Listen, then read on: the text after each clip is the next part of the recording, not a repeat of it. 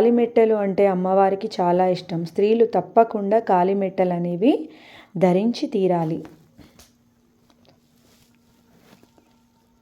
పసుపు, కుంకుమ, మాంగళ్యము, చేతికి గాజులు, తలలో పువ్వులు, కాలికి మెట్టెలు, ఈ 5 వస్తువులు ఉన్న ఆడవాళ్లను ముత్తైదువు అని పిలుస్తారు.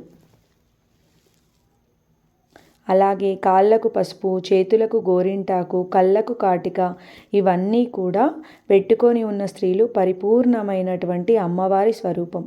అటువంటి స్త్రీలు ఎక్కడైనా కనిపిస్తే పాదాలకు నమస్కారం చేయాలని మన ప్రాచీన గ్రంథాలలో అలాగే పురాణాలలో మనకి తెలియజేశారు.